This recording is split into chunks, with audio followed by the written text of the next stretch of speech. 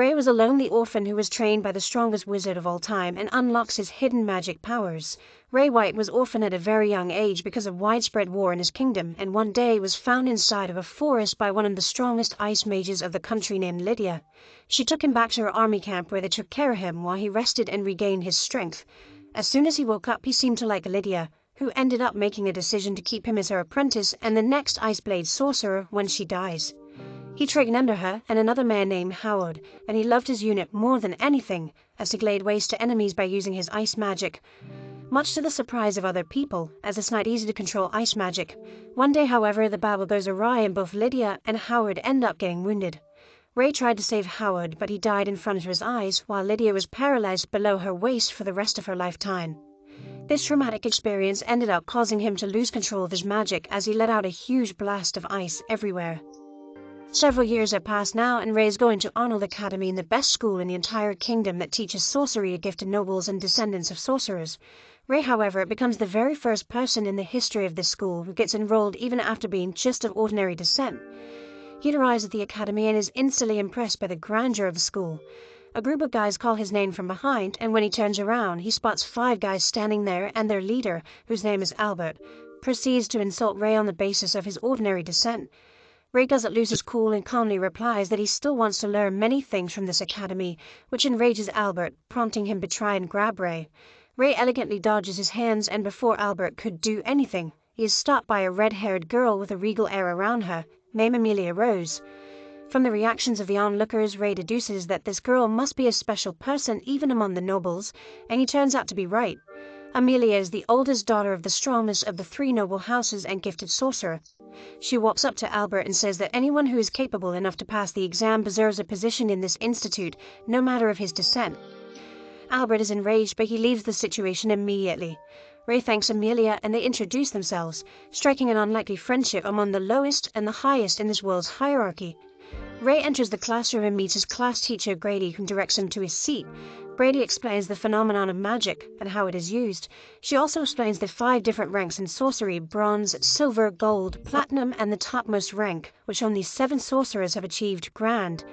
Albert again interrupts the class and asks Grady, why is there an ordinary in the school that strives for excellence and produces excellent sorcerers? To which Grady heatedly replies that it's not their place to judge a sorcerer by its descent, as a sorcerer can only be judged by their skills.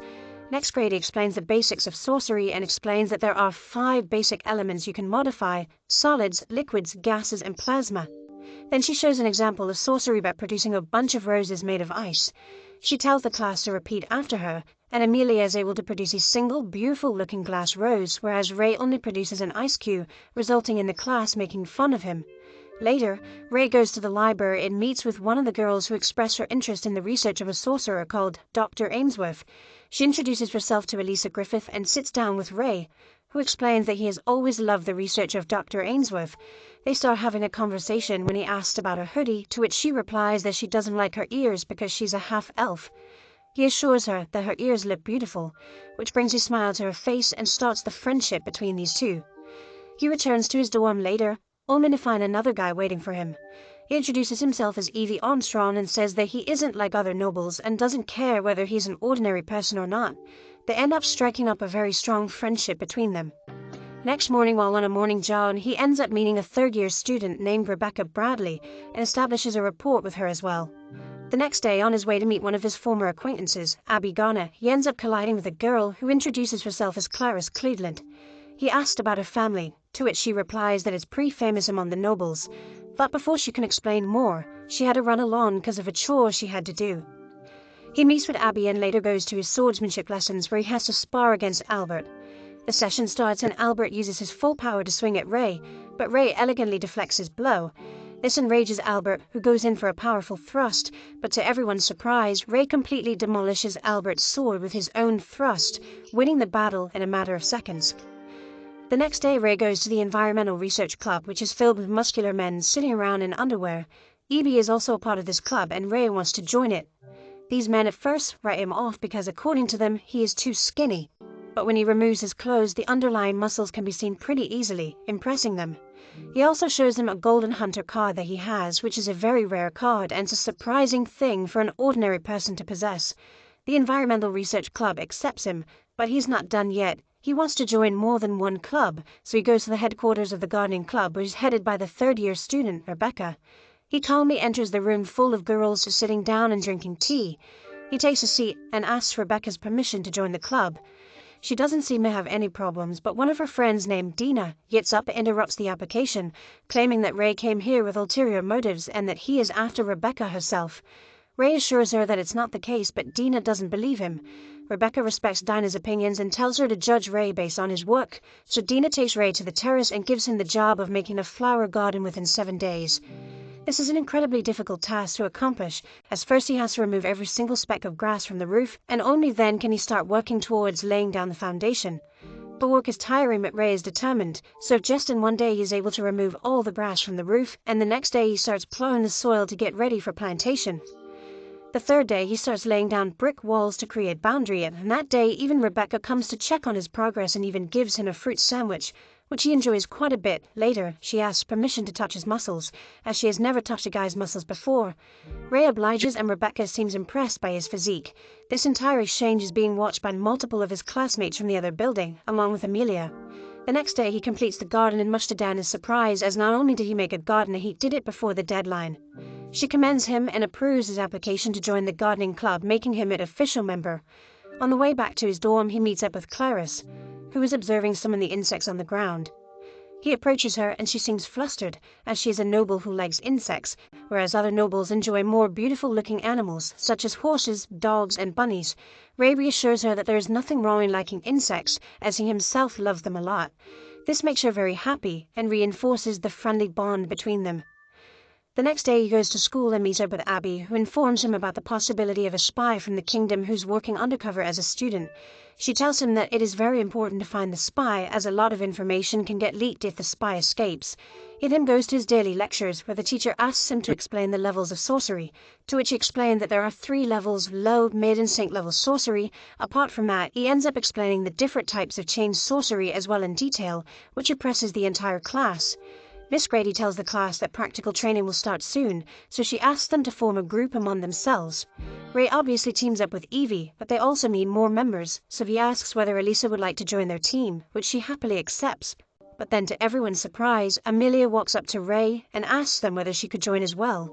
Ray agrees within a second, and hence the teams are formed. The next day they go in the forest, and their task is to survive for 24 hours, without asking for help, as the forest is filled with monsters. Ray's team goes in and they divide the work between themselves. While walking, Elisa encounters a giant hornet, but before the hornet could attack her, Ray jumps in front of her and slashes the hornet in two with one swing of his sword, impressing all 3 of them. Later he ends up killing any more monsters that they encountered with exceeding ease. The next day, while they were trying to find their way out of the forest, he heard a scream, so he ran towards it. He finds that Almert's team is in trouble, while facing a giant insect monster. The rest of his team is already stuck to a tree, and Albert himself is on his back, trembling. Ray runs towards the monster, as the monster spits gooey liquid towards him, which he dodges with amazing precision, shocking Albert. Ray jumps into the air and stabs the monster right between the eyes, killing him in an instant. Ray's team arrives there as well, and they start helping the others out of their binds when someone from the shadows does magic on the dead monster, reviving him from the dead to fight again. The revived monster seems to be stronger than before, but Ray doesn't even waste a moment and attacks him with his sword. Surprisingly enough, the monster is able to block his strike, which impresses Ray. The monster attacks Ray this time, but he is able to block his attack with his sword, and they enter a stalemate. Ray is surprised by his strength and suspects foul play, as why would there be such a strong monster in a jungle for amateur sorcerers? He backs off, but his friends take the lead and prepare to attack the monster. Amelia uses her flame magic to cast a wall between Ray and the monster, while Evie uses his brute strength to pick up a big boulder and throw it at the monster. Alyssa uses her wind magic to force the boulder to hit the monster with great force, knocking it off balance, and Ray seizes the opportunity at the monster, slashing it in half. Everyone cheers Ray, but Elisa gets scared by such a strong monster and gets wobbly knees. Ray picks her up on his back and carries her to the main floor of the school. The results are released and his team wins the competition by a huge margin, but Ray easily notices that none of the students are happy with an ordinary person winning a competition. It doesn't bother Ray much, as he is already used to it. The next day he goes back to visit his master, who turns out to be none other than Dr. Lydia Ainsworth herself. She apparently taught Ray everything he knows today, ever since he was a child. He greets her, and they sit down for some tea and cake. Lydia explains that she's working on new research, and this time the research is aimed at the most important component in any human, their brain. He shows interest in trying to understand more, so she explains her research to him in detail. After that, he takes the wheelchair-bound Lydia out for a walk in the woods. While there, they talk about life, and she seems interested in knowing his daily activities. He tells her that he has made some friends, which she is delighted to hear. She tells him to take care of himself and the people around him and gives him a small book she has written for him as a parting gift. The next day, while for a run, Ray meets Elisa, who's going to the library to study, so Ray asks her whether he could accompany her. This shocks Elisa and she gets flustered but says yes. They go and change, and then they go to the library together. She gives another book about Lydia experiments, whereas he reads the book that Lydia gave him yesterday. When they move outside, they spot Clarice, who was apparently also in the library. Ray invites her out for a lunch with them, which she accepts, and during the lunch both Clarice and Elisa become good friends. They all part ways, and Ray was about to go back alone as Clarice and Elisa went together, but before he could leave, he spotted Amelia coming out of a cab. He greets her, and she explains to him that she was in a family meeting. They take a walk together to a nearby park, and he tells her about his day with Clarice and Elisa. She visibly gets jealous and asks Ray to go out with her at that very moment as well, which Ray accepts without any problems. They go to a mall where she tries on several dresses for Ray to judge, and at one point she even runs out of the dressing room wearing only her undergarments because she got scared of a spider. Overall, the date goes well and the walk back to the school together. The sun is about to set down, but Ray is called by Miss Grady, who offers him tea and tells him that she's really sorry about the harsh treatment he's receiving just because he's an ordinary person. Ray assures her that it doesn't bother him, but she vows that she's going to make even more effort now, and more than anything, she will try her very best to become an excellent teacher for him. Ray thanks him and goes back to his dorm, but the thought about the spy in the school is still troubling him. The next day, Ray spends some time with his gym bro Evie, who invites him to shop for some protein after the school, but he rejects politely, claiming that he needs to go to Rebecca, as she has invited him to the gardening club. He goes over to the club, where she makes him some really good tea, before taking him outside to the terrace garden, where she shows him a bunch of very interesting plants that have some magical powers inside of them, including carnivorous plants that interest him. She looks at him and thanks him for being her friend, as according to her, everyone at the club is really nice. She has trouble communicating with them, plus she never gets to teach them things like this, as they are not really interested. He tells her that he is genuinely interested and would love to soak all this information from her, which leaves her soaking wet. The next day, he goes over to the sword practice in the main ground, where Amelia is fighting her opponent. Seems to be a random girl from the class who is having a lot of trouble fighting against Amelia, who keeps pushing her back before delivering a final blow, forcing the sword to go flying out of her hand and winning the bout. She immediately turns towards the instructor while the people around her cheer, and asks him to put her against Ray White. The instructor seems to be hesitant, as Amelia is one of the strongest students and Ray is not particularly good at magic, but Amelia straight up asks Ray whether he has a problem, and he replies that he doesn't have any problems as he enters the fighting ground. The battle starts and Amelia rushes in for an attack, which Ray blocks easily as she turns around and starts unleashing a flurry of attacks, which are all blocked by Ray. He realizes that even though her attacks don't carry as much power, she is definitely very fast and nimble. They back off and decide to go in for a clash again, as Amelia praises his swordsmanship before going in for an attack once again. She keeps going on the offensive while Ray simply blocks and redirects her attacks, when suddenly, this bout starts reminding him of his training with his father, who used to teach him inside of the forest, and all of a sudden, he redirects her attack before going in for his own massive one, but stops at the last moment, realizing that it will hurt Amelia, and drops his sword.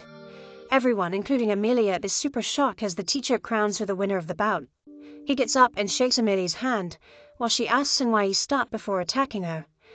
Later that afternoon, they go together to have lunch while Evie pokes him for some more information as he tells them about his life before this academy and how he used to train in the jungles. Suddenly, Albert, the little shit, walks up to his table and slams his fists down, while challenging Ray to have a duel with him. His cronies support him from behind, telling Ray not to be a chicken and to fight their leader if he thinks he is so good. Ray calmly wipes his face and accepts the duel. Later, they all move near a clearing by the forest, where both Ray and Albert get ready for their duel. Clarice notes that they seem to be inside of a magic barrier, which is preventing anyone to go outside, and even their voices can't be heard from the outside. Ray asks for the rules and Albert throws him a sword before telling him that there are no rules, as he pulls out a real sword from the sheath, shocking everyone including his own cronies, who were thinking this was going to be a mock duel like they were having earlier. Before Ray can even pick up the sword, Albert ends up attacking him, but he dodges the blow before picking up the sword. Albert seems to be extremely mad at Ray and tells him that he's going to kill him and jumps in for another attack, only for Ray to back away, dodging the hit. Ray gets extremely angry and tells him to stop running before using his magic to create fireballs, which he throws at him as Ray dodges them one by one. He throws another fireball straight at Ray, which he cannot dodge in time, so he simply slashes through it, surprising all of them. Albert loses his mind and starts creating a firewall, which Ray dodges and starts running towards him, while he shoots fire blasts after fire blasts at him. He throws one final blast at him, which Ray again cuts through, shocking Albert as he starts claiming that Ray must be the bastard of some noble, as there is no way a peasant can do this. Ray points his sword at him and tells him to admit defeat, but Albert has other plans as he uses one of his biggest attacks at Ray, creating a flaming dragon that rushes towards him. But Ray simply chops it into two, nullifying the magic completely. Albert falls down to his knees and starts crying like a little while Amelia tells him that he needs to teach her how to do it as well. But before he can even move, a sudden gravity magic envelops the area, forcing everyone, except Ray, to the ground. Suddenly, a voice calls out from the forest as a hooded figure emerges from it, telling them that they are going to be sacrificed for greater good. The figure comes closer and finally reveals itself by pulling down the hood, shocking everyone as it is none other than Professor Grey herself. Ray realizes that she has been behind all the weird things happening, such as the monsters inside of the forest, which she must have been controlling to abduct students, as he deduces that she uses their brain to further her study about sorcery. She is impressed by Ray's deduction skills, but tells him that they are of no use in front of her, as she knows Ray is only good at close quarters, so all she needs to do is keep him at bay.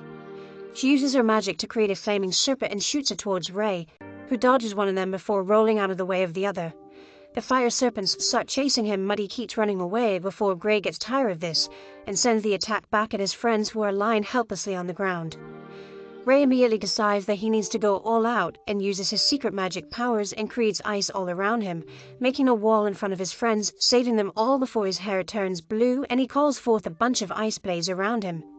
She is horrified at this, as according to the legend, the Ice Blade Sorcerer was lost in the last war, but Ray replies that even though the Ice Blade Sorcerer was lost, he passed on his title, which now is safe with Ray. Grey goes out of control and shoots a huge fireball at him, but Ray simply uses a single ice blade to shatter through the ball. Grey immediately uses her most powerful magic, creating a huge dragon out of purple energy and blasts it towards Ray, but he is able to simply nullify the magic by saying a few enchantments. Grey is utterly shocked as she can't believe what's happening and tries to shoot a final blast at him, which gets blocked by the sword before she starts running away. Ray takes aim and shoots his ice blades at her, piercing her through one of her legs, knocking her down as she crawls back, while groveling for her life. She starts telling him that she can make him even stronger, and tells him all the secrets of magic that she has learned after countless years before pulling a sneaky move and tries to burn him alive, but fails spectacularly as Ray looks at her with pity in his eyes. He brings forth a sword and is about to kill her, when she suddenly pulls out a key from her necklace and stabs it in her brain, releasing the fluid inside, which starts transforming her into a monster-like creature who looks surprisingly like Ryuk. The circular magical barrier wears off, and the people inside it slowly get up as the grabby magic stops working. Amelia looks at Ray as he jumps up in the air and clashes with Grey and throws her back down to the ground with the help of her sword. Grey gets mad and uses her fire blast at Ray, which he easily blocks before creating a bunch of ice swords, which totally blindsides Grey as she didn't know he can produce so many weapons at once. She tries to stop his attacks and blasts a huge fireball at him, which he is able to stop in its tracks and destroys it completely without even touching it. He spouts some bullshit at his professor, which is not really important to be honest, and was pretty dumb, so I am going to skip it. But at the end, the professor decides to put her all in a last-ditch effort to defeat Ray. She quickly creates a bunch of dark energy hands that she shoots towards Ray, but he shoots ice blades at her, which destroys the magic hands. She tries the same attack once again, but Ray is able to nullify it again, while Amelia and the rest realize that Ray is slowly getting covered in ice and freezing to death. Ray jumps at him and tries to claw him to death, but Ray blocks the attack with his sword, knocking her back. Even Ray realizes that Ray is not in total control of his powers and jumps towards Ray with a massive attack, while he bleeds from his nose. Ray tries to block her attack, but she's able to successfully shatter his blade, while Amelia looks in horror.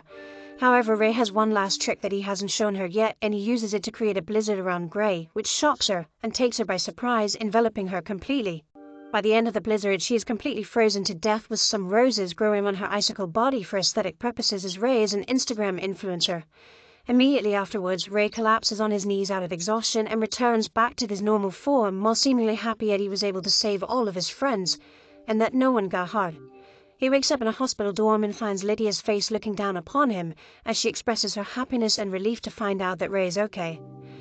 Abby walks up to him and tells him not to worry about anything as all of his friends are safe and sound, and thanks to him, they don't even have a scratch on their body.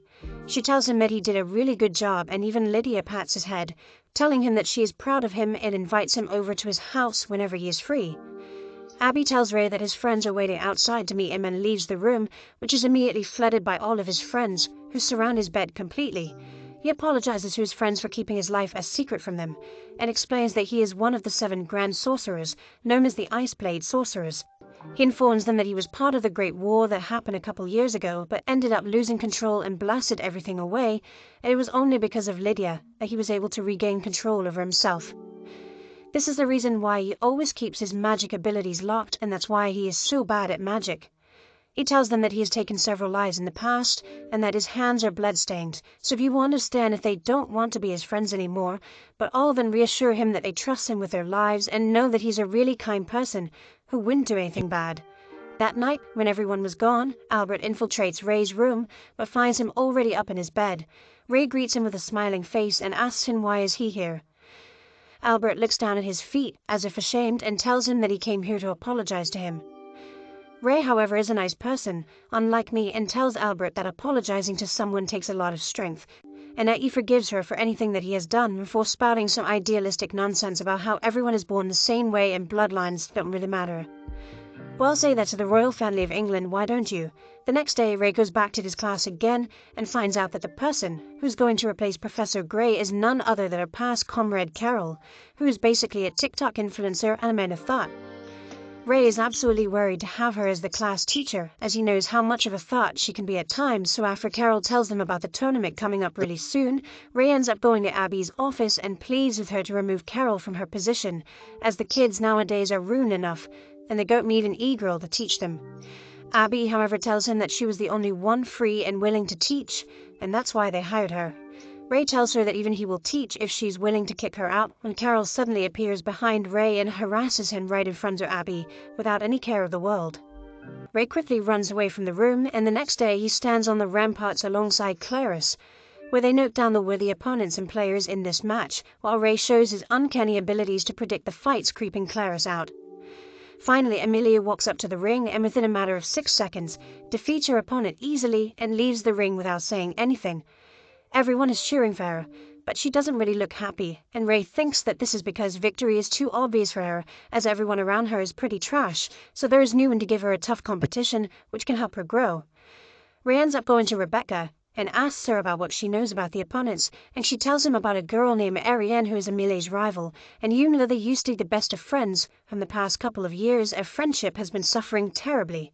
The next day, Ray and the rest of his friends wait on the ramparts again, watching Amelia's fight as she defeats her final opponent with exceeding ease as well, getting a place in the upcoming competition, but again she doesn't look happy even in the least. That night, Ray decides that he is going to help her and takes out a book that Lydia gave to him, so that he can keep following his training routine even without her being around. The next evening, Ray confronts Amelia while she is walking back to her dorm and asks her whether she is satisfied with her victories against the people that she has fought against. She tells him that she doesn't feel ready at all, and is pretty sure that Ariane is going to easily defeat her, just like she did the last time, which ended up ruining their lifelong friendship. Ray shows her the book that Lydia gave him and tells her that there is still nearly a month before the tournament, and if she wants, he can help her train and grow stronger. Amelia of course accepts, but she didn't know what kind of hell she was signing up for. The next morning she goes out to meet Ray in the morning, who jumps in front of her wearing a weird mask and tells her that from now on he's her master, and she will follow everything she says without any questions. She seems hesitant at first, but with a bit of shouting she ends up agreeing to his demands, and the first thing he tells her to do is to take a 20-kilometer run around the school without using any magical abilities. She looks at him unbelievably, telling him that there is no way she can do that, but he tells her that she has to do it no matter what, and that she doesn't really have a choice. They start running together, and by the end of the run, she's down on her knees breathing hard, as she's not used to this kind of training. While Ray tells her that today was a short practice run, and that from tomorrow on, their actual training will start. He starts training her in earnest from the next day, making her do weighted one-arm push-ups, weighted pull-ups, and also trains her in the art of slavery, as he makes her roll a boulder up the hill, which obviously comes smashing down towards her. She gets so tired each day that she ends up sleeping during class every single day, making her friends worried about her. The next morning, Ray arrives at her dorm and starts beating a bunch of pans together, while screaming at her to wake up, but he is called down by Rebecca and her friend, who start shouting at him for coming in unannounced to a girl's dorm, but he immediately apologizes, telling her that this is important for their training, when he suddenly spots Amelia running away from the dorm, and he goes off to chase her. He comes to the library where he finds Clarice and Elisa studying, and he asks them whether they have seen Amelia, but they reply to him that they haven't.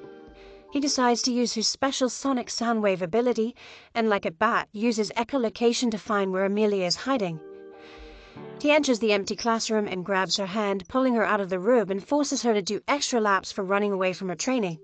The next day, he goes up to the environmental club, where all of the buff guys are having a sauna, and he asks the club president to organize a cheerleading squad made up of buff guys for Amelia, and he ends up agreeing to it before handing him a bag of female clothes that Ray requested. The next day, he dresses up as a woman and walks out of his dorm and spots Amelia doing laps around the school, as she doesn't recognize him. He ends up entering the school where Ariane studies and creeps up the lawn, hidden inside an empty box, where he spots a girl crying, and he sneaks up to her like a total creep. It turns out that the little girl was Ariane's little sister, and she was crying because she was unable to find her older sister. Ray tells her to stop crying as he will help her find her sister, and she eagerly agrees. He takes the little girl around the school while the guys and the girls seem to be drawn to her beauty. Anyway, she keeps walking while pretending to be a noble schoolgirl when suddenly the little girl notices her sister, and they both approach Ariane, who is sitting beneath a beautiful Victorian structure, drinking tea like a posh English lady. She's happy to find her sister, even though she wasn't even looking, and tells Ray to have a seat while leaving her sister out in the open to get lost once again. This woman seriously has the mental capacity of an oversized, soggy donut. Ray sits down with her, and she immediately cuts to the chase, telling Ray that she knows he is not from this academy, and that you should introduce himself as who he is. Ray ends up thinking that she figured out he was a guy and ends up apologizing in his original voice, shocking the ever-living crap out of Marianne, who looks at him with a shocked face as he tells her that his name is Ray White, who studies in the Arnold Academy. She tells him that she knows his name as he's famous for being one of the very first peasants to get into such a distinguished university, and she has even heard about his exploits in battle. She still, however, can't get over the fact that he is a guy because he looks so perfect in a girl's outfit. She tells him that she always wanted to see how he is in battle and invites him for a duel, which he eagerly accepts. They exchange pleasantries while Ariane pleads with Ray to use a female's voice as it is very distracting, which he obviously obliges. The battle starts and Ariane immediately jumps in for an insanely quick attack, which Ray is barely able to dodge, before she turns around for another slash and their swords clash. Ariane, however, is skilled in these duels and immediately drops down and comes up with a beautiful magic slash that even though Ray was able to defend, ends up breaking his sword in half and Ariane wins the duel. After the battle, Ariane's little sister is taken away by some weird lady, and Ariane doesn't even ask any questions before turning towards Ray and asking him whether he's going to take part in the upcoming tournament. He replies that he can't do that, and also tells her that he's helping a friend of his, who Ariane knows very well. Ariane seems to be confused, so he tells her that he's helping Amelia train. Ariane's eyes immediately glow as she starts asking whether she's doing fine. Ray replies that she's doing well and has gotten several times stronger, so she should be careful in her next fight, as Amelia will be the one who wins it. Ariane simply smiles and tells him that she will look forward to it, and he leaves after that. By the time he reaches back to his academy, sun had already set, and while on his way, he ends up spotting a white-haired girl running towards him, while crying as she ends up tripping. But Ray immediately catches her before asking whether she's fine. It turns out that she's Rebecca's sister, and she was crying because she cannot make the decision whether she wants to come to this place or not, as she's heard people are really mean. But this one act of kindness by Ray makes her believe that this academy is the right place to her, and she runs away after saying thanks to Ray. Ray goes back to the ramparts where Amelia has just finished her training and is breathing hard. He calls out to her and tells her that he's really happy that she's training so nicely, and at first the girls didn't even realize that the girl on top was Ray, but Ray tells them that it's him, and he was simply on a mission, shocking them. The next day, he ends up taking all of them to Lydia's place, where they each introduce themselves, and Ellis, who is a big fan of Lydia, shows her the collection of her experiments that she has kept in her personal journal. After the introductions were done, however, Lydia takes Amelia to a different room and reassures her that she's a really strong person, and that even Ray has been sending her constant letters, letting her know of Amelia's progress, and even Lydia thinks that she is ready to win the tournament. After that, Ray holds Amelia's final test inside of the jungles, which is an actual mock battle against him, which she ends up winning. The next day, the tournament starts and the entire stadium is filled with people from several different academies who have come here to witness the spectacle. Amelia dresses up and goes in for her first match, or on the way she ends up meeting Ariane, and they both have a little bit of a cold war before Amelia proceeds to the ring, and her first fight is against a green-haired boy from a different school wielding a giant sword. The battle starts and the green boy immediately dives in with some massive slashes, which are too clumsy to be honest. She was easily able to jump over his head, dodging all of his blows, and as soon as he turned around to try and attack her again, she uses her fire magic to create a small mine which explodes in the green boy's face, destroying his rose and ending the battle with Amelia's victory.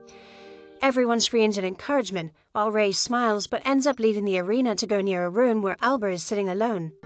He seems to be a totally changed man as he thinks about his game plan when Ray tells him that he believes in him, and he also believes that Albert has what it takes to win the entire tournament. He smiles at Ray and thanks him for his words of encouragement, but sadly, when he goes over to the ring, he finds out that his opponent is none other than the beast Ariane. The battle starts, and they both end up engaging in an onslaught of blows, attacking and counter-attacking each other, and surprisingly Albert is keeping up with her. When the swords clash in the middle, however, she ends up using a magical blow, which knocks Albert down. Usually he would have admitted defeat, but the newfound friendship and trust in Ray makes him move his body as he gets up once again and grabs his sword, before running in with a swift attack, totally catching Ariane off guard and disarming her. He tries to finish the battle by the last hit, but Ariane grabs the sword and shatters it in half before punching Albert in the gut, knocking him down once again and winning the battle. On his way to a meeting led by Abby, Ray surprisingly sees the leader of the environmental club following him behind. Later he finds out that Carla is actually an intelligence agent and the buff guy's club leader, Lex, is her younger brother, who serves as the head of student security. They are apparently members of the Hale family, together with some dudes dressed in weird uniforms, and are responsible for handling intelligence-related affairs of the land.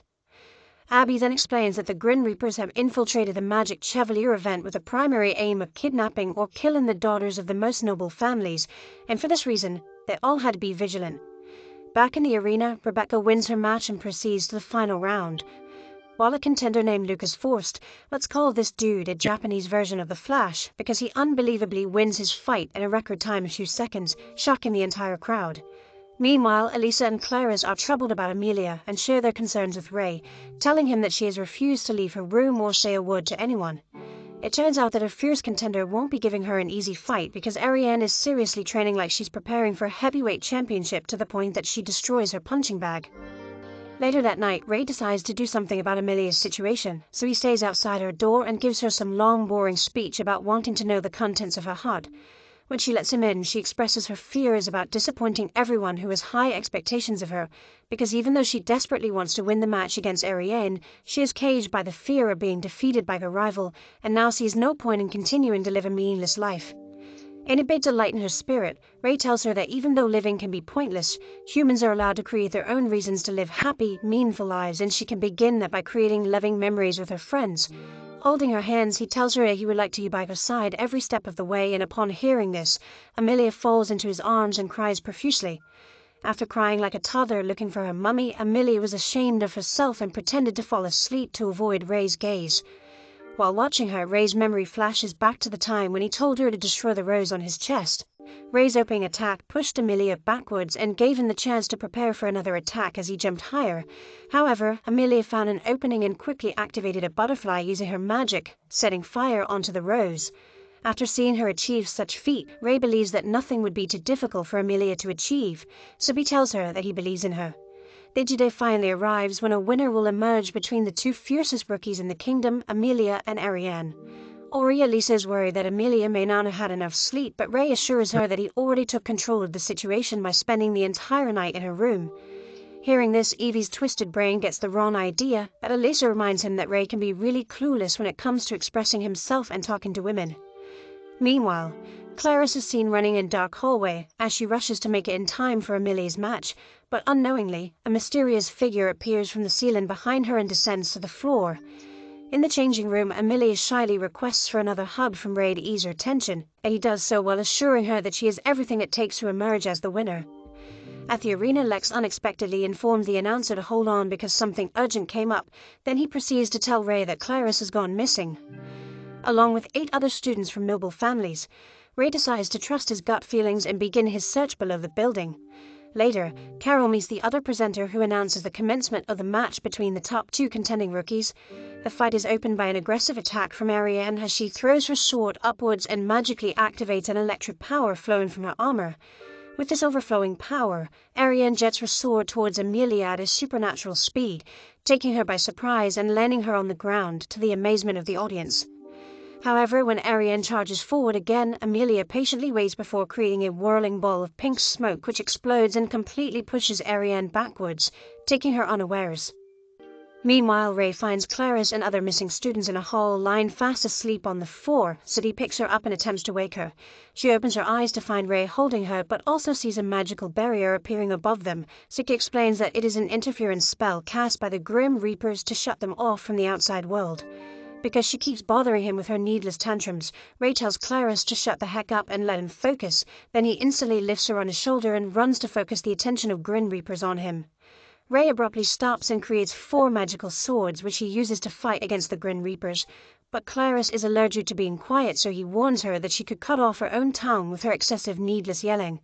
However, the room suddenly goes dark and hides the Grim Reapers from view, but Ray activates a spell so powerful that it destroys the magical barrier above them. Ray's spell even counters Ariane's attack by nullifying her magic, thereby dropping her to the ground. While everyone in the arena is confused about what just happened, Carol knows that this could only be Ray's special form of magic, the anti-material field. To finish them off, Ray creates a field of ice which covers the entire floor and traps the escaping Grim Reapers, while Lex tells him to let him take over from there, so he could return to watch the match between Amelia and Ariane. Up till this very moment, Clarice still hasn't put a zip on her lips. Back to the 2 ladies, the fight hasn't been easy for any of them, and as the announcer calls for the final round, Ariane resorts to using her supreme move. With all of her might, Ariane charges herself with an overwhelming amount of lightning, with the force more than anything she had ever used on the arena. This is both shocking and concerning to the audience, as some of them become concerned for Amelia. Seeing this, Amelia is visibly surprised to find that Ariane had been fighting using her lowest power and wonders what's in store for her. Ariane eventually charges towards her, so Amelia creates an explosion to defend herself, but Ariane dodges it and mocks the weak effort, telling her to give up while she runs like the Flash and punches Amelia into the air. Still, Amelia steadies herself against the attack and lands on her feet, but Ariane charges up an overwhelming load of power that fires Amelia even higher into the air than before. Everyone watches with a horrified look on their faces as Amelia lands on the ground from that terrifying height. She tries to lift herself off the ground, but fails to and begins to accept defeat. Sadly, the faces of her friends come flashing before her eyes, but suddenly, Ray comes running in the entrance and shouts her name, telling her to get up. As she lifts her head, something red sparkles in her eyes, and with a command she calls causality, Amelia instantly activates a powerful beam of protection around her, with her pretty little butterflies floating around. The entire arena, including Ray and Clarice, is full of wonder as they witness the fullness of Amelia's power. As Ariane watches in shock, Amelia tells her to give up at this point because all her efforts to touch her would be in vain, as she has become literally untouchable, but Ariane, being a stubborn cow, keeps throwing pointless punches towards Amelia, but her efforts are in vain. According to Carol, this form of magic is an interference concept which originates from the butterfly effect of the chaos theory. She says the magic is so rare and special that it can't be used by just anyone and describes it to be a type of magic, which interrupts a sequence of events by overriding them. Ariane's futile attempts continue for a while, so Amelia sends a butterfly in her direction and in split seconds, she is hit by an explosion which throws her to the ground, while her father and younger sister exclaim in shock. Meanwhile, Clarice continues to cheer Amelia on, but in no time, Amelia begins to bleed from her nose and eventually coughs out blood. Carol explains that this is because her engram is too overworked by this form of magic, and Ray says she is really close to overheating. At this point, even Ariane is concerned for Amelia, who states her determination not to back down. Ariane also refuses to back down and is determined not to lose, so she rushes at Amelia with a full force attack. However, Amelia escapes the attack and Ariane ends up punching a dust of pink powder. Amelia creates an explosion which only breaks Ariane's hand shield, leaving no scratch on her. Simultaneously, they both kick each other, but no one gets the other because they're in a gridlock. Even when they headbutt each other, they're equally affected by their blows. As they watch this, Ariane's father and sister continue to cheer her on, while Evie and Elisa cheer Amelia on. Everyone but Amelia's grumpy father is full of cheers for the fighting girls. Amelia is able to land a blow on Ariane, but this doesn't earn her any significant point because at this juncture both ladies have become rather exhausted. However, each with her last strength and determined not to lose, they both rush towards the other with a final powerful move until someone's rose is finally destroyed. A few minutes later, Ariane regains consciousness on Amelia's lap, surprised to see that she lost the match. She tells her how horrible her face looks, like someone with a facial plastic surgery gone wrong. Ariane then compliments her for how strong she's become and tells her to stop crying because she had won after all. Amelia attributes her victory to friends like Ray and the others who believe in her, but states that Ariane has been the actual reason why she continually strived to be strong. Ariane also tells her that she was driven to be better every day because she wanted to be a good role model for Amelia, knowing that she doubted herself after their first fight. Cheerfully, the ladies reconcile while apologizing to each other, hugging each other just as they did as children. Ariane accepts defeat and congratulates Amelia, who is immediately announced as the winner of the rookies' racket. The audience gets in an uproar as they celebrate both ladies for fighting valiantly till the end. In the hallway, the fathers of both girls meet and Amelia's father looks at the Grinch as always, saying Amelia could have done better. But Ariane's father tells him to suck it up and be happy for once in his life, as both fathers playfully warn each other that their daughters will become even stronger and win the other in another battle. Later, Ray visits Amelia, who's all dressed up in bandages and stitches, to check on her health and ensure her recovery. Amelia confirms that she is getting better and tells Ray that although the training was brutal and very vigorous, she liked some parts of it and was glad that it wasn't all a waste of time. However, when she remembers the nights that we spent in her room, she suddenly becomes flushed, displaying her embarrassment while Ralph watches with confusion in his eyes. Amelia asks him if he knew her magical power all along, but he tells her that he only knew that she was tremendously talented after his last fight with her during practice, but didn't know in detail what exact magical powers she possessed. Ray congratulates her and tells her that talent could be inherited, but her victory in the match was a result of her hard work, in combination with her talent. The next day, Amelia is happy to no longer be trapped in her birdcage of nobility, and ventures out with the others to cheer for Rebecca on the final day of the Magic Chevalier. Rebecca's opponent is announced to be Lucas Forst, the champion from the other match that won his match in 2 seconds, and yes, our Japanese version of the Flash. The battle line is drawn and Rebecca pulls out a sword. What a surprise when within the blink of an eye, Lucas immediately places his foot on the ground and uses his special move called the 8th secret technique, which clouds the arena with darkness. Within that short time frame, he swiftly shatters Rebecca's rose. Everyone in the audience watches in shock and horror as he is declared the winner of the tournament. As he walks past Ray in the hallway, he recognizes him as the famous Ice Blade sorcerer, but Ray takes him by surprise when he acknowledges that he also knows that Lucas is the new Peerless Blade sorcerer. Ray wonders why Lucas competed in a match made for students, so Lucas tells him that it was all a show for Ray to know that he was around the corner. He challenges Ray to a fight that will happen in a year's time when he will prove that the Peerless Blade sorcerer is the strongest sorcerer in the land, not Ray. Later, our beautiful Lady Carol continues to annoy Lydia, but Abby tells him that this is not the time or place for that, and opens a door where all the Grin Reapers have been bound. Carol uses her spellbinding magic to hypnotize them into her Barbie playhouse, where she forces them to dance ridiculously, much to her own amusement. However, when she tells them to reveal the secrets of their dark organization, their heads explode one after the other, causing Carol to fall. The Magic Chevalier had come to an end, so Principal Abby delivered the closing speech with a vote of thanks to ask the participants who fought in the contest, but Rebecca spots her father walking into a room with a man. During a class meeting, Ray suggests that his classmates run a maid cafe in preparation for the upcoming cultural festival, but this is met by resistance from the spoiled brads who claim to be too noble to be dressed as filthy housemaids. Actually, this was all Amelia's lifelong dream, but she was certain that nobody would willingly offer to be dressed as a maid, so she pitched the idea to Ray and caused him to fall in love with it by asking him to imagine how they would all look in pretty short maid dresses. While she spoke, Ray could only imagine the beautiful Carla in her usual maid dress, so he also got fired up about the idea and decided to pitch it to the class. Now, despite the initial resistance of the class, Ray makes a motivational speech about how revolutionary it would be for maids to act like power belongs to them. He is seconded by Carol, who reveals herself in a cute maid's dress, and seeing how heavenly she looks in the attire, everyone automatically falls in love with the idea. As he celebrates his mini-victory with Amelia, Sarah abruptly announces to Ray that Rachel had just got engaged, and Rebecca is seen walking in the arms of the man she saw her father talking with at the arena. In hindsight, Rebecca's father is seen signing an agreement with her fiancé, which is sealed by blood and a magical seal. Signing this, Rebecca's supposed fiancé then reassures her father that his daughter is in safe hands. Outside, some pink-haired weirdo is seen swallowing a magical emission from someone dressed as a mage. He is approached by someone in a mask who mocks him by saying that he deserves being called a glutton. However, the masked guy uses his magical giant hand to scavenge the brain of the dead mage. It turns out that the mage was one of the bad guys from the opposing faction, which was also under the eugenics group. To unite the various groups, the creepy masked guy says he can't wait to ascend all the way to the top, but in order to do that, he will need to acquire his vessel, which just happens to be Rebecca Bradley. The morning after, Ray comes to congratulate Rebecca on her engagement, but this is awkward especially for Rebecca, who doesn't seem to be too happy about it. However, she promises that she will still attend college until she graduates.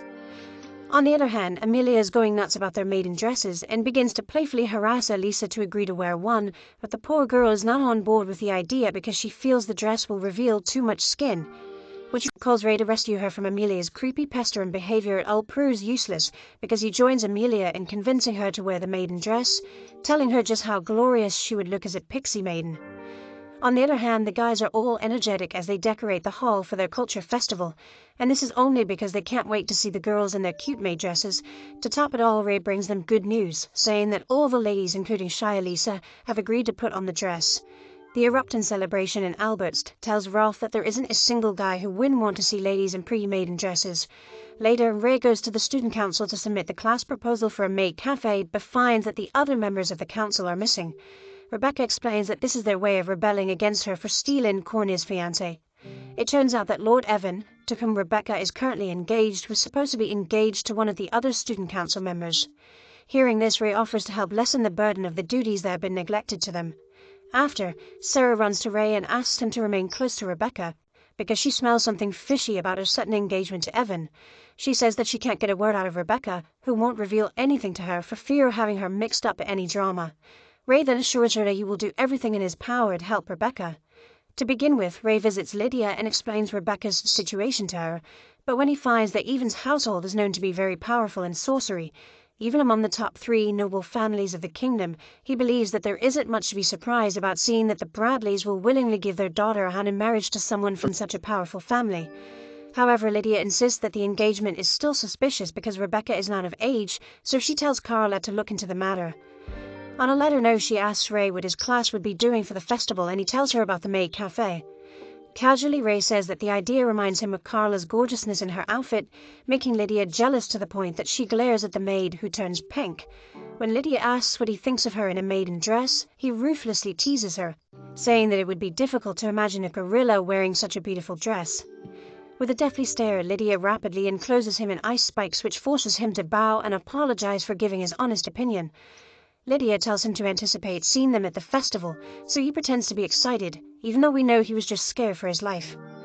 While Rebecca is freshening up, she sees a vision of Ray as a little boy in a battlefield and begins to bleed out from her eye. As she stares at the mirror, she wonders why she has been having nightmares of him. Maria sees her bleeding and demands to know why she's up at that time of the night, but Rebecca says she got sweaty and needed to take a shower. Maria is also curious about the blood she saw on a white, but Rebecca covers up quickly, saying it was just a nosebleed. Before Rebecca leaves, Maria asks her if she's happy about her engagement, but Rebecca pretends to be cool with it and wishes Maria a love-filled marriage. However, the moment gets into her room, Rebecca weeps bitterly. Her memory goes back to a time when Maria was always being bullied for looking differently. Although Maria was quite the stubborn goat, Rebecca would always watch her back and calm her down.